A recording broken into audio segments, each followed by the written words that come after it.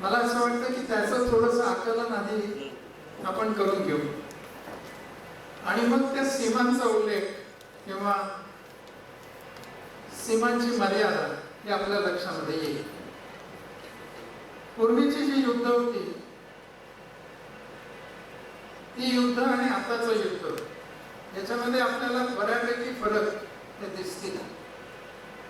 थोडक्यात सांगायचं तर पूर्वी सैन्य विरुद्ध सैन्य, एखाद्या सीमेवर इकडच्या बाजूला एका देशाचं एका बाजूला दुसऱ्या देशाचं, असं आता युद्धाचं स्वरूप केवळ एवढं फक्त मर्यादित न राहता आता सायबर हल्ला करूनही युद्ध होतं, आर्थिक निर्बंध लादून सुद्धा युद्ध होतं. आपण बघितलं असेल रशियाबद्दल काय झालं, इराण काय करतंय. माहितीचं युद्ध पण असतं. त्याच्या जोडीला आणखीन आता आपण अनुभवतोय ते म्हणजे पुरवठा साखळीतलंही युद्ध सुरू झालेलं आहे. हार्मुझ बंदर बंद झाल्यामुळे सगळी पुरवठा साखळी डिस्टर्ब झाली आणि तेही एक प्रकारचं युद्ध आता सुरू आहे.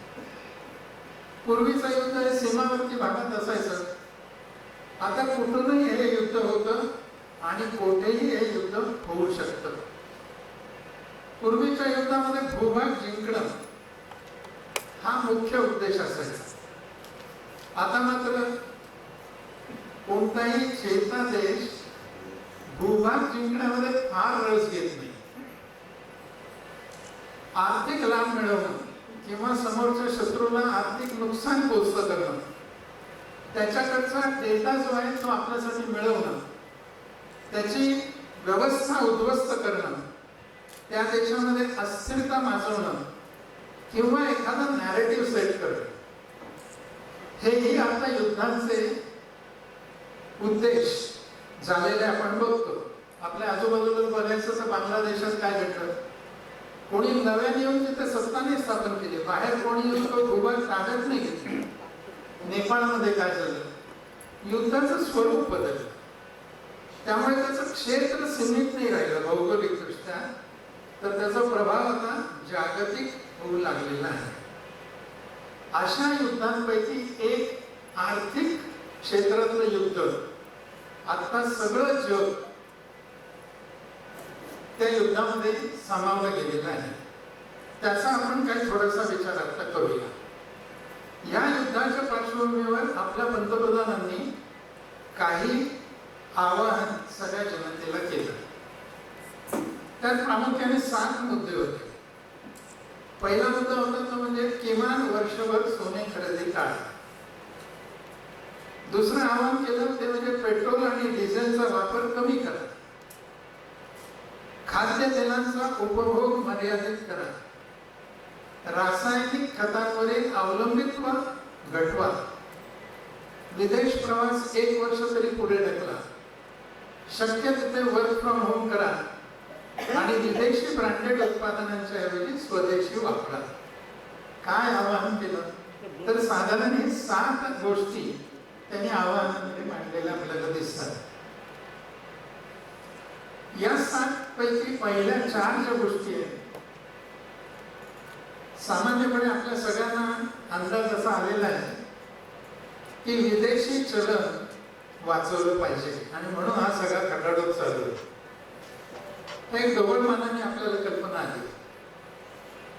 पण मित्रांनो, विदेशी चलन का वाचवलं पाहिजे याचा थोडासा तपशील आणि विदेशी चलन म्हणजे नेमकं आपल्याला काय अपेक्षित आहे याचा थोडासा तपशील आपण आधी बघू आणि मग पुढे जाऊ. विदेशी चलन म्हणजे तरी कोणत्या स्वरूपामध्ये आहे, ते प्रामुख्याने आहे डॉलरच्या स्वरूपात. आणि आज सगळ्या जगामध्ये डॉलर हे एक चलन असं आहे की ज्याने सगळं जग व्यापलेलं आहे. म्हणजे काय झाले तर जगातील देशांकडे असलेला विदेशी चलनाचा साठा हा 60% डॉलरच्या स्वरूपात आहे.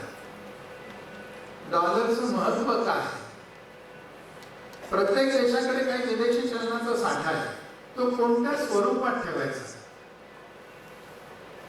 सोन्याच्या स्वरूपात असू शकतो, तांत्रिक भाषेत न जाता SDRच्या स्वरूपात असू शकतो, इतर काही देशांच्या चलनात असू शकतो, पण 60% साठा हा प्रामुख्याने डॉलरच्या स्वरूपामध्ये जगातल्या सगळ्या देशांकडे आहे. डॉलरला महत्व असण्याचं पहिलं कारण. दुसरं कारण, जागतिक व्यापारात डॉलरमध्ये बिलिंग होतं असं व्यवहार 80 ते 90% आहे. म्हणजे तुम्ही कुठल्याही देशातून खरेदी करा किंवा कुठल्याही देशाला विक्री करा, त्याचं जे बिल बनतं ते डॉलरमध्ये 80 ते 90% हे डॉलरमध्ये बिल बनतं. याचा अर्थ काय झाला मित्रांनो? तुम्हाला जर जागतिक व्यापार करायचा असेल तर तुमच्याकडे डॉलर पाहिजे, तर तुम्हाला जागतिक व्यापारामध्ये हिस्सा घेता येईल. आणि सगळ्यात तिसरी महत्वाची गोष्ट म्हणजे सीमेपलीकडे दिली जाणारी बहुतांश कर्ज ही डॉलर्स मध्ये आहे. कुठल्याही देशात कर्ज घेणं हे आवश्यक असतं. अशी कर्ज विकासासाठी असतील, वेलफेअरसाठी असतील, ही जेव्हा कर्ज घेतली जातात त्यावेळेला ती डॉलर मध्ये दिली जातात. म्हणजे तुम्हाला फॉरेन एक्सचेंज रिझर्व ठेवायचा असला तरी डॉलर पाहिजे, आंतरराष्ट्रीय स्तरावर व्यापार करायचा असला तरी डॉलर पाहिजे, कर्ज घ्यायची किंवा द्यायची असली तरी डॉलर पाहिजे. हे डॉलर नसतील तर या सगळ्या गोष्टी अवघड होतील. अशी ही डॉलरची आताची स्थिती आहे. म्हणून डॉलर वाचवणं आवश्यक आहे, डॉलर जवळ असणं आवश्यक आहे. आपण जर डॉलर बाळगले नाही जवळ तर याच्यातनं आपल्याला बाहेर पडावं लागेल. आणि आता जागतिकीकरणाच्या अर्थव्यवस्थेमध्ये असं बाहेर पडणं कोणत्याच देशाला परवडणार नाही. या पार्श्वभूमीवर डॉलरची जी आत्ताची जगातली दादागिरी आहे त्या पार्श्वभूमीवर आपल्याला विदेशी चलन म्हणजे डॉलरचं साठा जपून ठेवणं आवश्यक आहे. 700 अब्ज डॉलरपेक्षा कमी इतका आपल्याकडे आता विदेशी चलनाचा साठा आहे. दिसायला तो आकडा मोठा वाटतोय. जगातल्या एकूण देशांच्या क्रमवारीत बघितलं तर आपला क्रम हा पहिल्या 5 मध्ये विदेशी चलनाच्या साठ्यामध्ये. तरी सुद्धा आपल्या पंतप्रधानांनी ही प्रिकॉशन आपल्याला घ्यायला सांगितले. त्याचे काय कारण आहे की आपण आता एक एक बघायला सुरुवात करूया. सगळ्यात पहिल्यांदा त्यांनी सांगितलंय की किमान 1 वर्षभर सोने खरेदी करा. एक सामान्य म्हणून आपल्याला असं वाटतं की सोन्याची खरेदी आपल्याला बाहेरनं करावी लागते. जगातनं आपण सोनं आयात करतो आणि आयात करायचं म्हणजे त्यावेळेला आपल्याला पैसे डॉलरमध्ये द्यावे लागतात. किती? म्हणून काही आकडेवारी मी तुमच्या समोर ठेवतो. 24-25 या सालामध्ये आपल्या देशाने 757 टन इतकं सोनं आयात केलं आणि त्याची किंमत होती 58 अब्ज डॉलर्स. आपण किती सोन्यासाठी पैसे दिले? आणि गेल्या वर्षी म्हणजे 25-26 ला या मार्चला संपणारं वर्ष आपली सोन्याची आयात आहे 721 72 अब्ज डॉलर्स आपण खर्च केले. आकडे समोर आहेत. आपण आपलं मन त्याला थोडं माइंड अप्लाय करू शकतो. एक गोष्ट प्रकर्षाने लक्षात आली का की आपली सोन्याची आयात टन मध्ये कमी झाली. 757 वरून 721 झाली, पण डॉलर मधला खर्च 58 अब्जावरून 72 अब्जापर्यंत वाढलाय.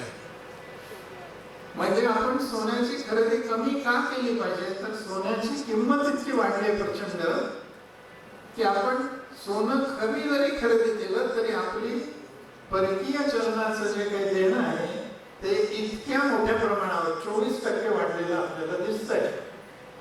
आणि आता जरी एप्रिल आपण बघितला म्हणजे आपल्या पंतप्रधानांनी आवाहन करण्यापूर्वीचा, तर केवळ एप्रिल महिन्यामध्ये आपल्या देशात सोन्याची आयात होती 5.62 अब्ज डॉलरची. गेल्या एप्रिलच्या तुलनेत ही वाढ 82% आहे. म्हणजे जवळपास दुप्पट सोनं आपण एकट्या एप्रिल महिन्यामध्ये मागच्या वर्षाच्या तुलनेत केलेलं आहे. का आवाहन करायला लागलं असेल?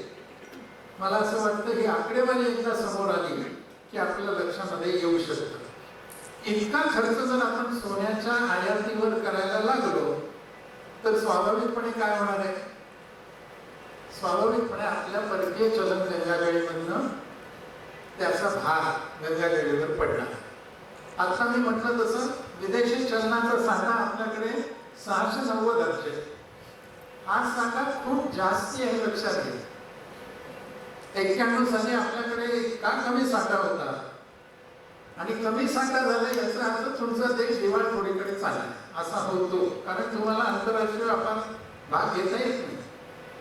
तुमच्या फॉरेन एक्सचेंज रिझर्व्ह मध्ये घट झाली की तुमचं चलन हे घटायला सुरुवात होते. डिव्हॅल्यू ज्याला म्हणतात, डेप्रिसिएट ज्याला म्हणतात. आता हा आकडा खूप चांगला वाटतो, 690 अब्ज डॉलर. पण याच्याशी तुलना जर आपण सोन्याच्या आयातीशी केली तर लक्षात असं येईल की सोन्याची आयात ही एकूण आपल्या विदेशी चलनाच्या साठ्याच्या 10.5% आहे. एकटं सोनं आयात करायचं तर 10% आपला विदेशी चलनाचा साठा वापरला जाणार आहे. एकूण वार्षिक आयात वस्तूंची ती 775 अब्ज डॉलर आहे. सगळ्या वस्तू आपण ज्या आयात करतो वर्षभर त्याच्यासाठी 775 अब्ज डॉलर आपण देत असतो. सोनं त्याच्यातलं आहे 9.3%. का सोनं कमी खरेदी? त्याची ही 2 प्रमुख कारण आहेत. आणि मग आपल्या पंतप्रधानांनी त्याला उपाय पण सांगितला. कारण आपली एक सायकॉलॉजी अशी आहे सगळ्यांची, भारतीयांची, की सोनं असलं पाहिजे. त्याला उपाय काय सांगितला? 3 मार्ग सांगितले. तुम्ही सोनं आयात करू नका, त्याऐवजी काय करा? त्याऐवजी सॉवरेन गोल्ड बॉन्ड्स तुम्ही विकत घ्या. थोडेसे जाणकार पटकन म्हणतील की सरकारने तर सॉवरेन गोल्ड बॉन्ड नवीन इश्यू करणं बंद केले, बरोबर आहे. पण आधी इश्यू केलेले बॉन्ड्स बाजारात उपलब्ध आहेत, तुम्ही ते तिथून घेऊ शकता. या बॉन्डचं वैशिष्ट्य असं आहे की तुम्ही जेवढ्या ग्रॅमचे बॉन्ड घ्याल तेवढे ग्रॅमचं सोनं सरकार तुम्हाला परत देणार. त्यामुळे आता आयात करायची गरज नाही. तुम्हाला सोनं घ्यायचंय ना, तुम्ही सॉवरेन गोल्ड बॉन्ड घ्या. किंवा दुसरं gold ETF, exchange traded funds, ETF, त्यांच्यातर्फे सुद्धा युनिट्स गोल्डचे आपल्याला विकत घेता येऊ शकतात, जिथे तुम्हाला आता सोनं आयात करायची गरज नाही, पण सोन्यातली गुंतवणूक मात्र करता येईल. आणि तिसरी गोष्ट म्हणजे इलेक्ट्रॉनिक गोल्ड रिसिप्ट. हे अगदी अलीकडे, म्हणजे अजून महिना पण नाही झाला, नॅशनल स्टॉक एक्सचेंजवर हे इलेक्ट्रॉनिक गोल्ड रिसिप्ट उपलब्ध करून देण्यात आलेले आहे. नावातच आहे, it is just a receipt. जसं तुमचं शेअर, आता शेअर सर्टिफिकेट मिळत नाही, युनिट्स सर्टिफिकेट मिळत नाही, तुम्हाला फक्त एक डिमॅटचं स्टेटमेंट मिळतं. त्याचप्रमाणे आता तुम्ही गोल्ड जितकं घ्याल नॅशनल स्टॉक एक्सचेंजवर तुम्हाला त्याची एक डिमॅटच्या स्वरूपामध्ये एक रिसिप्ट मिळणार आहे. हे 3 पर्याय सोनं ज्यांना घ्यायचंच आहे त्यांच्यासाठी उपलब्ध आहे. म्हणजे फक्त एवढंच नाही सांगितलं की तुम्ही घेऊ नका, तुम्हाला पर्याय पण आपल्या पंतप्रधानांनी दिले. हा सोन्याचा पहिला भाग झाला. आता दुसरा जो भाग आपल्याला प्रधानमंत्र्यांनी आपल्याला सांगितला आहे तो आहे पेट्रोल आणि डिझेलचा वापर कमी करा. हेही आपल्याला ढोबळमानाने माहिती आहे की आपला देश खूप मोठ्या प्रमाणावर पेट्रोल आणि डिझेल वापरतो आणि आयात करतो, कारण आपल्याकडे उपलब्धता नाही, स्वतःचा साठा नगण्य. भारत हा जगातल्या 3ऱ्या क्रमांकाचं कच्चं तेल आयात करणारा देश आहे. आपण कच्चं तेल आयात करतो, इथे ते प्रक्रिया करतो आणि मग वापरतो. किती मोठ्या प्रमाणावर आपण आयात करतो तर जगातला आपला 3रा क्रमांकाचा देश आहे.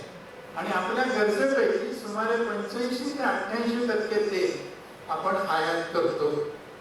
इतक्या मोठ्या प्रमाणावर जर तेल आयात करत असलो तर ते कमी आयात करा असं सांगण्यामागची कारण काय, तर कारण 3 आहे. पहिलं कारण विदेशी चलन जे आपल्या सगळ्यांना माहिती आहे. दुसरं कारण आहे ते म्हणजे महागाई. आणि तिसरं कारण आहे ते म्हणजे पुरवठ्यातील अनिश्चितता. या तिन्हीचा जर थोडासा आपण साकल्याने विचार केला तर मला असं वाटतं की ह्या अपीलला, आवाहनाला काय महत्व आहे ते आपल्या लक्षामध्ये येईल. बघूया, कच्च्या तेलाची आयात आपण किती करतो.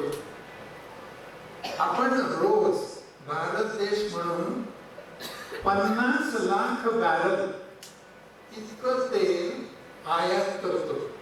50 लाख बॅरल.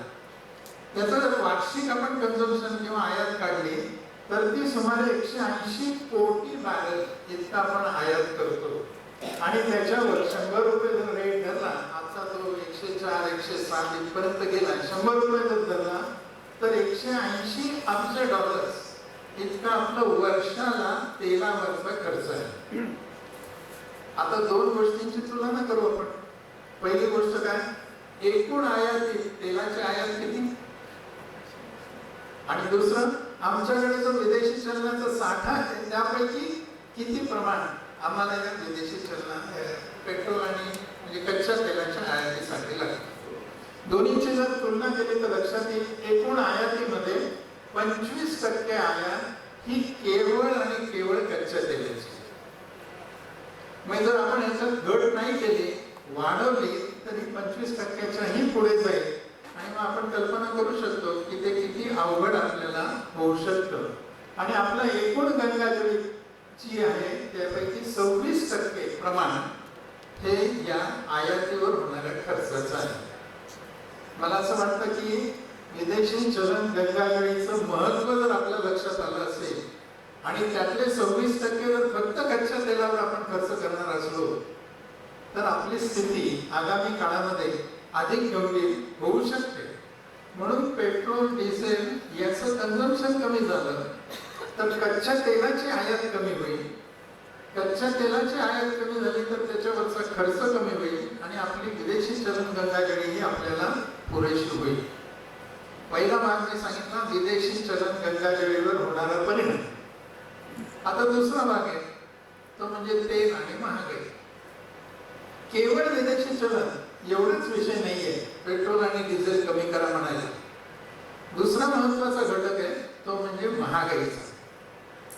तेल आपण जेवढं खरेदी करू त्याचा खर्च, इथे मी एका गोष्टीचा उल्लेख केलाय ज्याला म्हणतात होलसेल प्राइस इंडेक्स, घाऊक किमतीचा निर्देशांक. मराठीत त्याला आपण महागाईचा दर म्हणू. महागाईचा दर दोन प्रकारे सांगितला जातो, फार तांत्रिक याच्यात जात नाही. एक असतो होलसेल प्राइस इंडेक्स आणि दुसरा असतो कन्झ्युमर प्राइस इंडेक्स.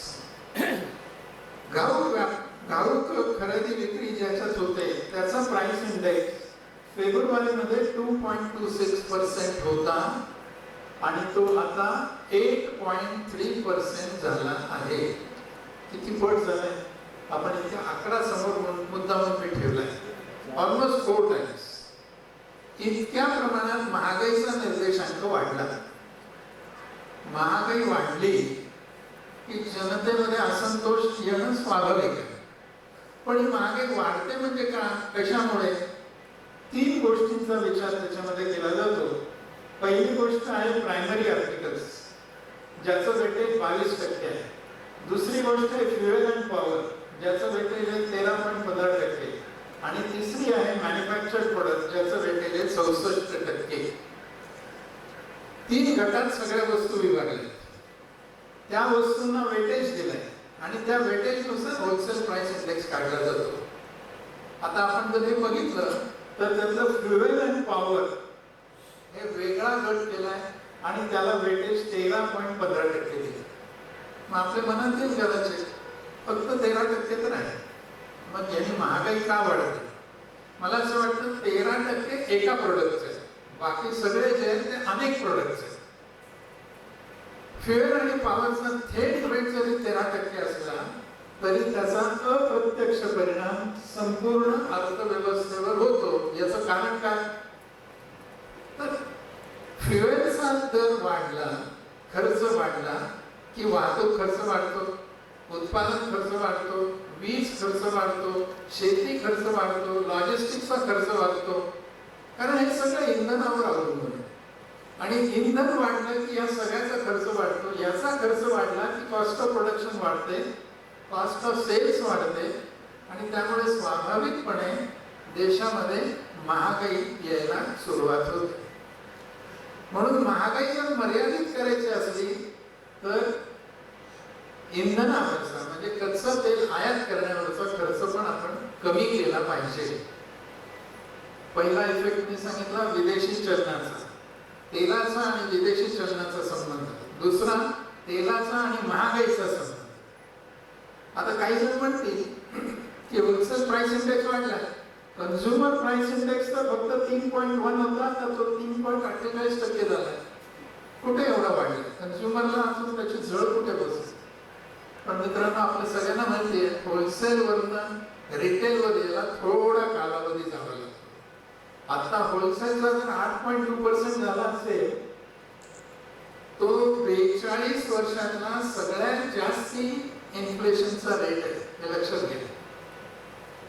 42 वर्षातला सगळ्यात जास्त. आता तो जर वाढला तर कन्झ्युमर प्राइस इंडेक्स मध्ये सुद्धा त्याचा परिणाम येणार, तोही कन्झ्युमर प्राइस इंडेक्स वाढणार. हा दुसरा घटक. तिसरा एक घटक जो आहे तो म्हणजे पुरवठ्यातील अनिश्चितता. तुम्हाला मला जर सवयच लागली पेट्रोल डिझेल वापरण्याची आणि अशी कल्पना करा की पुरवठा होत नाही, काय होईल? सगळ्या देशामध्ये एक प्रकारची अडचण निर्माण होईल. आणि ही पुरवठ्यातली अनिश्चितता प्रामुख्याने हॉर्मुझ समुद्रधुनी खुली करण्यावर अवलंबून आहे. आणि आता अमेरिका आणि इराण यांच्यामध्ये जी काही सगळी मारामारी चालू आहे तिचा एका अर्थाने मध्यबिंदू हा हे हॉर्मुझची समुद्रधुनी आहे. ते म्हणतात आम्ही जाऊ देणार नाही, ते म्हणतात आम्ही याच्यावर कर लावू. दोन्ही बाजूने बघा, त्यांनी जाऊ देणं बंद केलं युएसनी, तरी पुरवठ्यात साखळीमध्ये अडचण येणार आहे. यांनी जर का समजा त्याच्यावर ज्याला आपण जकात म्हणून असं काहीतरी चार्ज लावला तरी त्याची कॉस्ट वाढणार आणि अनिश्चितता राहणार. जे चांगले वाचक आहेत, जाणकार आहेत, त्यांना माहिती आहे की भारताची काही जहाजं आली पण एक जहाज बुडवलं पण गेले. आपण चांगले संबंध ठेवलेले जरी असले तरी या अनिश्चिततेच्या काळामध्ये कोणत्या एका देशाच्या मर्जीनुसार काही होणार नाही. म्हणून पुरवठ्यामध्ये जर का अनिश्चितता आली तर सगळं ठप्प होण्याची पण शक्यता आहे. म्हणून आपण कमी तेल वापरावं असं एक आवाहन केलं. त्यातून आणखीन एक घडामोड झाली, ती म्हणजे UAE आणि सौदी अरेबिया यांच्यामध्ये संघर्ष सुरू झाला. ओपेक नावाची जी संघटना आहे, ओपेक म्हणजे ऑइल प्रोड्युसिंग अँड एक्सपोर्टिंग असा जो गट आहे, ऑर्गनायझेशन, त्या गटाचा आतापर्यंत सगळे ऑइल प्रोड्युसिंग अँड एक्सपोर्टिंग एकत्र होते. त्यामुळे किती उत्पादन करायचं, काय दराने विकायचं हे सगळं ओपेक ठरवत होतं. पण आता या ओपेक मधनं UAE बाहेर पडले. माहितीने आणखी किती देश बाहेर पडले, कारण ही जर अनिश्चितता निर्माण झाली तर आमच्याकडे साठा आहे, आम्हाला तो विकायचा आहे, पण तुम्ही विकू देत नाही. तुम्ही म्हणजे कोणीतरी जगामध्ये विकू देत नाही. त्यांची अर्थव्यवस्थाच त्या तेलावर जर असेल तर ते त्यांना शक्य आहे तेवढं तेलाचं उत्पादन करतील, त्यांना शक्य आहे त्या भावाने विकतील.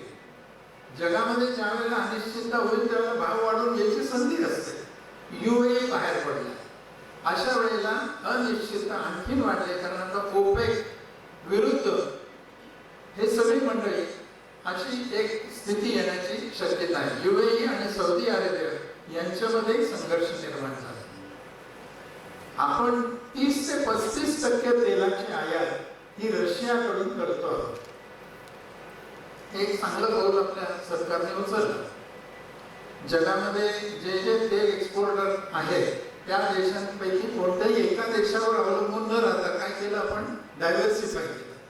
त्याच्यामध्ये रशिया, कारण रशिया बरोबर आपण असाही करार केला की आम्ही रुपयामध्ये त्याचं पेमेंट करू, आणि रशियाने ते ऍक्सेप्ट केलं. पण हे ज्यावेळेला रशिया युक्रेन युद्ध सुरू झालं त्यावेळेला अमेरिकेने एक फतवा काढला आणि त्या फतव्यानुसार रशियाकडनं तुम्ही तेल खरेदी थांबवा. पण भारताने पुन्हा डिप्लोमसी करून 30 दिवसासाठी आपल्याला या फतव्यातनं सुटका करून घेतली आणि आपण रशियाकडनं ही 30 ते 35% तेलाची आयात करू शकतो आहोत. पण आता अमेरिकेचा दबाव आहे. आजच बातमी वाचली असेल की आपण असं ते एक्सटेंड करून देणार नाही. काय होईल माहिती नाही, कदाचित एक्सटेंड करूनही देतील, पण अनिश्चितता नक्की आलेली आहे. Everybody is uncertain what is going to happen. America देईल, अमेरिका देणार नाही, रशिया तो दबाव स्वीकारेल, स्वीकारणार नाही, आपण स्वीकारणार नाही, माहिती नाही काय काय घडेल. अशा अनिश्चिततेच्या काळात, म्हणून मी त्याला टायटलच दिलंय, पुरवठ्यातील अनिश्चितता. आणि जागतिक बाजारभावाबद्दल सुद्धा अनिश्चितता आहे.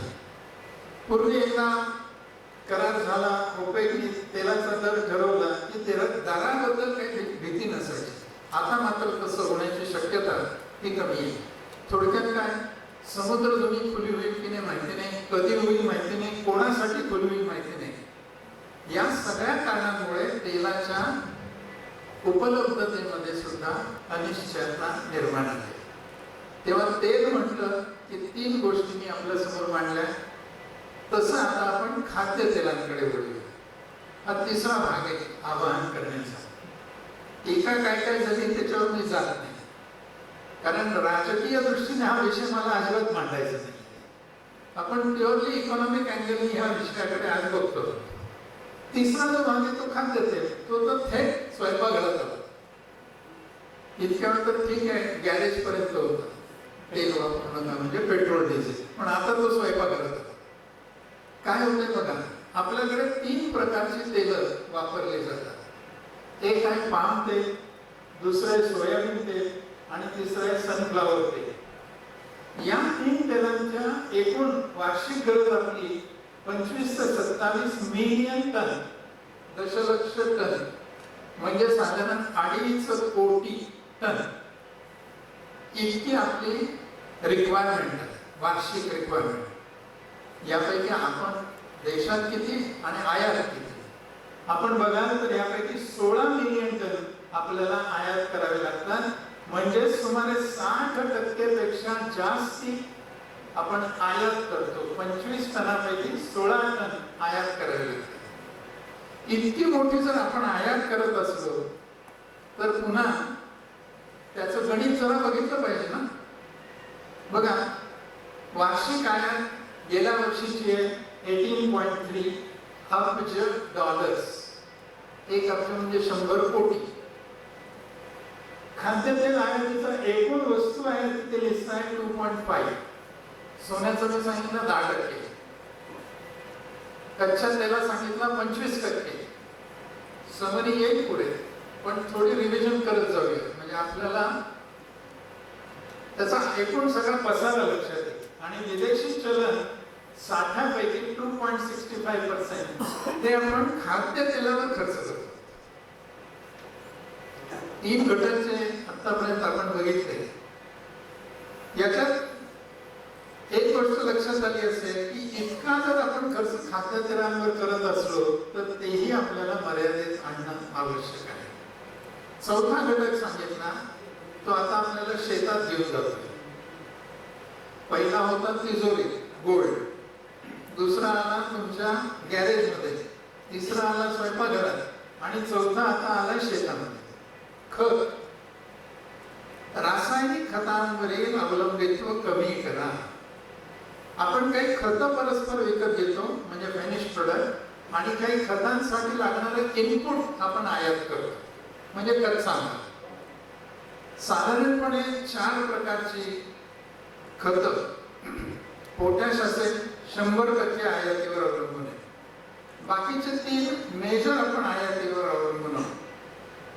याशिवाय एक युरिया नावाचं खत आपण वापरतो, त्याबाबत मात्र आपण स्वयंपूर्ण आहोत. थोडक्यात काय तर खतांसाठी सुद्धा आपलं आयातीवर अवलंबित्व हे भरपूर मोठ्या प्रमाणावर आहे. तांत्रिक मर्यादा आता तुम्हाला दिसत नाहीये, पण थोडस आता मला वाटतं युवा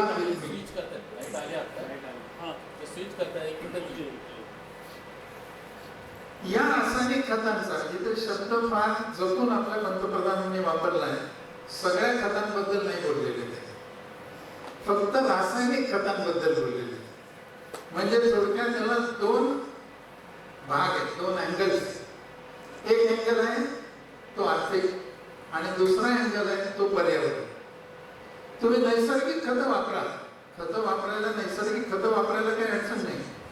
रासायनिक खतं वापरू नका, कारण ही रासायनिक खतं वापरल्यामुळे स्वाभाविकपणे जमिनीचा कस कमी होणे, तात्कालिक दृष्ट्या अधिक उत्पन्न कदाचित मिळेल, पण जमिनीचा कस कमी होणे हा एक भाग.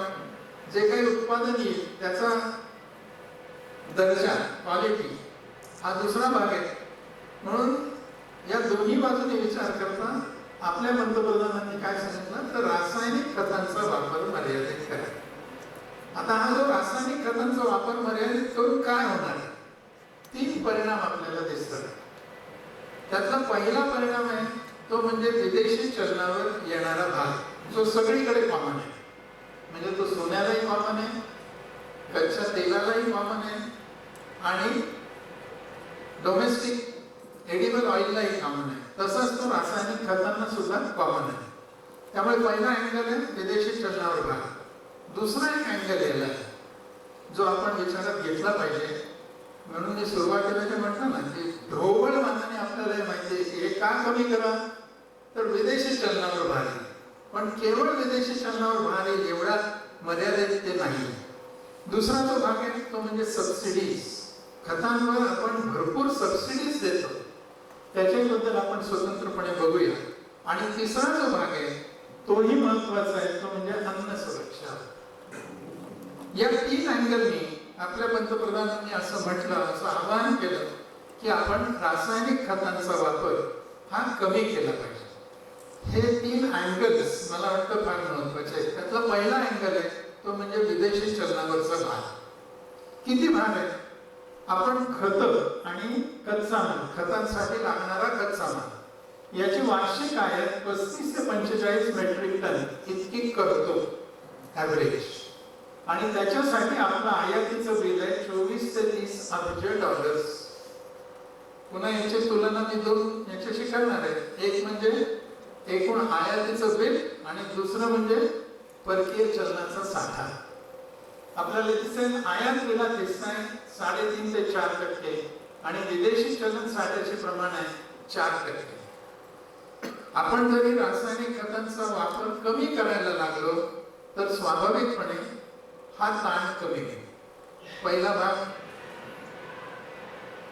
विदेशी चलनाच्या बचतीमुळे होणारा फायदा, आवश्यकता. दुसरा खत आणि सबसिडी. काय होते बघा, 25-26च्या सुधारित अंदाजानुसार खतांच्या सबसिडीची रक्कम 1.86 लाख रुपीज, 1,86,000 कोटी रुपये. कोटी लिहिलेलं नाहीये, कोटी रुपये इतका आहे. कल्पना करू शकतो आपण सबसिडीवर किती मोठा खर्च करतो. जर खतांची आयात कमी झाली, नैसर्गिक खतं वापरायला लागलो आणि ज्याला आपण रासायनिक खत म्हणतो त्याचा वापर कमी झाला तर खताच्या सबसिडीवरचा खर्च आपला कमी होऊ शकतो. दुसरा महत्वाचा भाग WTOच्या शेती करारानुसार खतांच्या सबसिडीवर मर्यादा आहे. आत्ताच अमेरिका आपल्या विरोधात WTO कडे सारखी दाद मागते की तुम्ही खतांची सबसिडी जास्त देता, which is against this agreement on agriculture in WTO. आता याचा एक परिणाम असा आहे की आपल्या देशातली स्थिती आणि विकसित देशातली स्थिती शेतकऱ्यांची आणि शेतीची फार भिन्न आहे. विकसित देशात कॉर्पोरेट फार्मिंग आहे, आपल्याकडे फ्रॅगमेंटेड शेत म्हणजे फ्रॅगमेंटेड लँड होल्डिंग आहे. कोणाकडे 2 एकर आहे, कोणाकडे त्याहीपेक्षा कमी आहे. त्यामुळे तिकडे दिली जाणारी सबसिडी आणि आपल्याकडे दिली जाणारी सबसिडी ही कम्पेरेबल नाही. पण तरी सुद्धा आपल्या विरोधात WTO कडे हे सगळे प्रगत देश जात असतात. त्यामुळे किती आपण सबसिडी द्यायची याच्यावर मर्यादा आहे. आपण जर नैसर्गिक खतांकडे गेलो तर कदाचित या सबसिडीमध्ये कमी येऊ शकते. अर्थसंकल्पात किती सबसिडीची तरतूद करायची याच्यावरही मर्यादा आहे.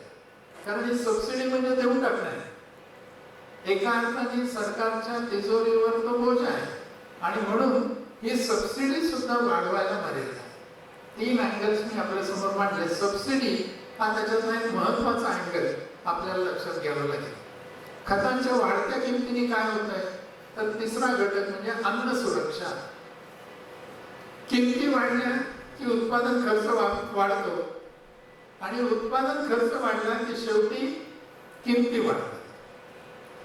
या किमती अन्नधान्याच्या किंवा इतर ऍग्रिकल्चर प्रोडक्टच्या वाढणं हे सुद्धा आपल्याला एक तर इन्फ्लेशनला कारणीभूत आहे आणि तुमच्या माझ्या सामान्य लोकांच्या जीवनावर पण त्याचा परिणाम होणार आहे. म्हणून मग जर आम्हाला खतांचा वापर कमी केला तर काय होईल, उत्पादन कमी होईल. म्हणजे एक तर खर्च वाढेल नाही तर उत्पादन तरी कमी होईल. या दोन्ही गोष्टींमुळे अन्नाची महागाई वाढू शकते. ही जर वाढवायची नसेल तर खतांवरचा खर्च कमी करायला लागेल आणि जर तो खर्च कमी करायचा असेल तर आपले पंतप्रधान असं म्हणतात की सेंद्रिय शेती करा, तुम्ही केमिकल वापरणं हे जरा कमी करा. हे 4 प्रमुख आव्हानं मी आपल्या समोर आतापर्यंत ठेवली. आता त्या 4 प्रमुख आव्हानांचा एकत्रित परिणाम काय आहे आपण एकेकाचा बघितला. एकत्रित परिणाम काय दिसतो बघा. एकूण आयातीशी प्रमाण आणि विदेशी चलन साठ्याशी प्रमाण या 2 वर सगळं अवलंबून ठेवलंय मी माझं प्रेझेंटेशन. आपण बघू शकता सोनं एकूण आयातीपैकी 9.3% आहे. कच्चं तेल 25% आयातीशी आहे. खाद्य तेल 2.5 आहे आणि खतं 3.5 to 4 आहे. म्हणजे एकूण आयातीशी या 4 जणांचं प्रमाण 40% अधिक आहे. आपलं आयातीचं बिल 40% फक्त या 4 वस्तूंवर. मग आपल्याला जर कमी करायचं असलं आयातीवरचं अवलंबित्व तर कशाचं अवलंबित्व कमी करायला पाहिजे, तर या 4 गोष्टी आपल्या पंतप्रधानांनी आयडेंटिफाय करून आपल्या समोर मांडलेल्या आहेत. या 4 मध्ये जर आपण काही बचत करू शकलो तर आयातीतली मोठी बचत होऊ शकते. डॉलरच्या भाषेत किंवा एकूण चलनाच्या साठ्याशी प्रमाण जर काढायला लागलो तर सोनं आता 10.5% इतकं आयात होतं डॉलरमध्ये. 26% कच्चं तेल, 2.65% खाद्य तेल आणि 4% खतं, असं 43% आपल्या एकूण विदेशी चलनाच्या साठ्यापैकी 43% आपल्याला या 4 गोष्टींच्या आयातीसाठी लागणार. विदेशी चलनाचा साठा घटला की काय होतं हे आत्ता आपण अनुभवतोय. आत्ता आपला साठा पुष्कळ चांगला आहे, मी परत रिपीट करतोय. पण आता अस्थिरता बाजारात एकदा आली तर त्याचा परिणाम निश्चितपणे आपल्याला विदेशी चलन साठा कमी होण्यात होणार आहे. पुढे 3 गोष्टी आणखी सांगितल्या. त्यातला विदेशी प्रवास 1 वर्ष पुढे ढकला, त्याच्याने काय होईल, विदेशी चलनाची बचत होईल. दुसरं, शक्य तिथे वर्क फ्रॉम होम करा का, त्याच्याने पेट्रोल डिझेलची बचत होईल. तिसरं, विदेशी ब्रँडेड उत्पादनांच्या ऐवजी स्वदेशी वापरा. याचं एक कारण विदेशी डॉलर खर्च करणं कमी होणारच आहे, पण त्याशिवाय देशात मागणी वाढेल, देशातल्या प्रोडक्टची मागणी वाढेल, त्यामुळे उत्पादन वाढेल. मागणी वाढली की उत्पादन वाढणार आहे, उत्पादन वाढलं की रोजगार वाढणार आहे आणि रोजगार वाढलं की उत्पन्न वाढणार आहे. जगात ज्या वेळेला मंदी येईल त्यावेळेला आपल्याला बाहेरच्या देशांवर अवलंबून राहणं परवडणार नाहीये. तुमच्या म्हणजे सुदैवाने आपल्या देशातली अर्थव्यवस्था इतकी मोठी आहे, बाजारपेठ इतकी मोठी आहे की आपण उत्पादनही करू शकतो आणि आपण कन्झ्युम पण करू शकतो. म्हणून तर इतर देशातले उत्पादक आपल्या देशात येतात, त्यांना इथली बाजारपेठ होणार. ही बाजारपेठ सक्षम करण्यासाठी विदेशी ब्रँडेड वस्तूंच्या ऐवजी आपण जर स्वदेशी वस्तूंचा वापर करायला लागलो तर स्वाभाविकपणे हे सगळं आपल्याला शक्य होईल. थोडक्यात आव्हान कशासाठी, पहिलं आयात कमी करून विदेशी चलन वाचवण्यासाठी. दुसरं, व्यापारी तूट कमी करण्यासाठी. तर 1-2 मिनिट त्याच्यावर गेलो. व्यापारी तुटीने काय होतं? व्यापारी तूट म्हणजे काय? एक्सपोर्ट आणि इम्पोर्ट यातला फरक म्हणजे व्यापारी तूट. तूट आली याचा अर्थ काय? एक्सपोर्ट कमी झाला, इम्पोर्ट जास्त झाला, म्हणजे तूट आली. ही तूट आली तर काय होणार आहे? आपल्याला माल विकून म्हणजे निर्यात करून जे डॉलर मिळणार आहे त्याच्यापेक्षा जास्ती डॉलर आयातीसाठी द्यावे लागणार. मग हे जास्तीचं डॉलर द्यायचं कुठून? कुठून करून तर आणावे लागते ना. 2-3 मार्ग आहेत.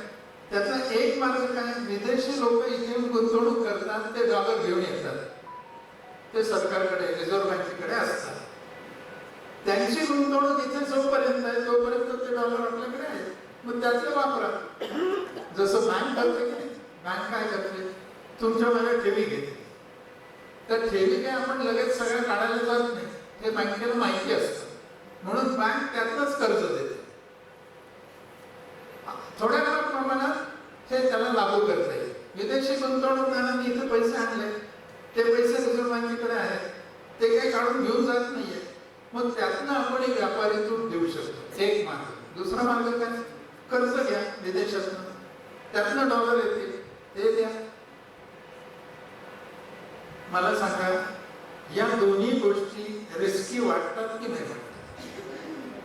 विदेशी गुंतवणूकदारांचा आलेला पैसा जर आपण व्यापारी तूट भरून काढण्यासाठी करायला लागलो आणि त्यांनी विड्रॉ करायचं ठरवलं त्यांची गुंतवणूक, तर द्यायला आपल्याकडे डॉलर आले ना.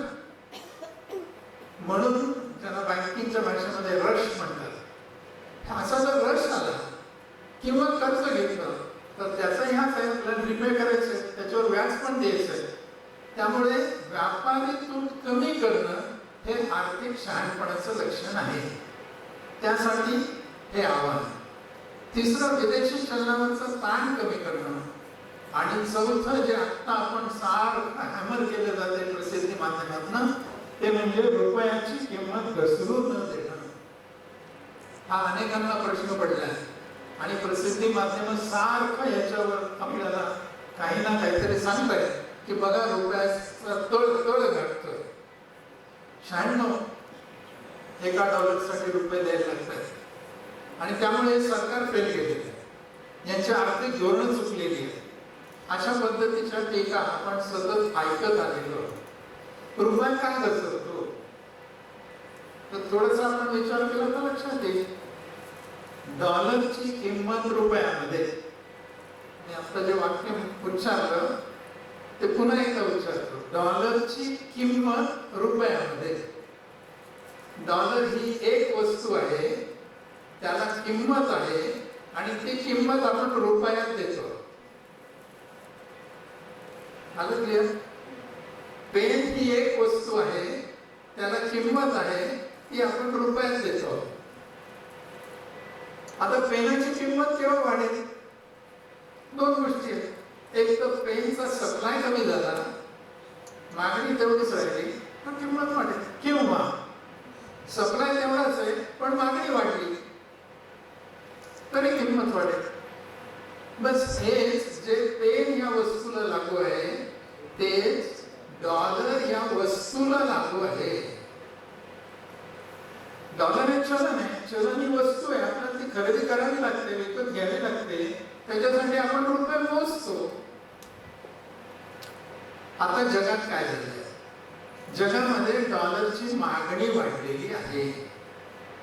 ज्या ज्या मंडळींनी वेगवेगळ्या देशांमध्ये गुंतवणूक केलेली आहे भारतासह, त्या त्या देशातनं हे गुंतवणूकदार आपली गुंतवणूक अनिश्चिततेमुळे, युद्धाच्या वातावरणामुळे आणि त्याच्याही पुढे जाऊन आपल्या अमेरिकेच्या राष्ट्राध्यक्षांच्या घरसोड वृत्तीमुळे, पब्लिक प्लॅटफॉर्मवर बोलताना चांगला शब्द वापरायचा म्हणून घरसोड वृत्ती, या घरसोड वृत्तीमुळे सगळेजण, एव्हरीबडी इज प्रिफरिंग लिक्विडिटी. बघा, आता तुम्ही विचार करा, प्रत्येक जण म्हणतोय जवळ पैसा, रोख पैसा असू दे, इमोवेबल प्रॉपर्टी नको, गुंतवणूक नको, रोखता पाहिजे. काय होईल ते माहिती नाही. अशा वेळेला जवळ नगद असणं, लिक्विड कॅश असणं महत्वाचं आहे. म्हणून प्रत्येक जण गुंतवणूक केलेले पैसे विड्रॉ करण्याची माहिती लागते. आता ज्या वेळेला विड्रॉ करतात, मग आम्ही बोलताना रेफरन्स दिला होता, भारतात केलेली गुंतवणूक, हे गुंतवणूकदार विड्रॉ करायला लागले. त्यांना रुपये देऊन चालतील का? त्यांना तर डॉलर्स द्यावे लागतील. हे डॉलर्स म्हणजे आपल्याकडे असलेल्या साठ्यातनं त्यांना द्यावे लागतील. म्हणजेच डॉलरची मागणी जी आता आपल्याकडे ज्यांनी गुंतवणूक केले ते डॉलर्स घेऊन जायला लागतील. त्यांना डॉलर देण्यासाठी रिझर्व्ह बँकेला व्यवस्था करावी लागेल आणि म्हणून ती व्यवस्था करायला म्हणजे रिझर्व्ह बँकेला अधिक डॉलर्स घ्यावे लागतील. मागणी वाढली रिझर्व्ह बँकेची, म्हणून रिझर्व्ह बँकेला जास्ती रुपये त्या वस्तूच्या खरेदीसाठी द्यावे लागतील. जास्ती रुपये देणं म्हणजे उदाहरणार्थ एका डॉलरला 75 रुपये दिले तर भागत होते, आता 96 रुपये द्यावे लागतात. मला वाटतं का घटतीये किंमत ही आपल्या लक्षात येऊ शकते. गुंतवणूक नवीन जर अस्थिरता असेल तर नवीन गुंतवणूक केलं अवघड होतं. असलेली गुंतवणूक विड्रॉ केली जाते आणि म्हणून हे प्रेशर येत राहणार. हे प्रेशर सहन करायचं असलं तर आपल्याकडचा विदेशी चलनाचा साठा वाढला नाही तरी निदान टिकून ठेवायला पाहिजे. म्हणून आपल्याला काय सांगितलंय, हे सगळं जनतेने लक्षात घ्यावं.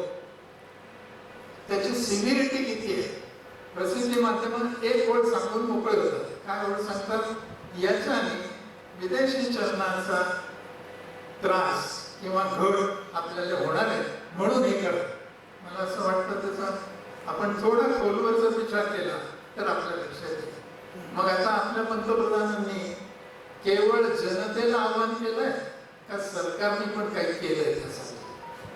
हे सोपं असतं ना, तुम्ही हे करा असं सांगणं सोपं असतं. सरकारने काय केलं हे अगदी ताजं उदाहरण द्यायचं तर सरकारचा 5 देशांचा आहे, पंतप्रधानांचा 5-6 देशांचा आता दौरा चालू आहे आणि लगेच आपल्याकडे त्याच्यावर किती वादंग उठलेला आपण बघितलं.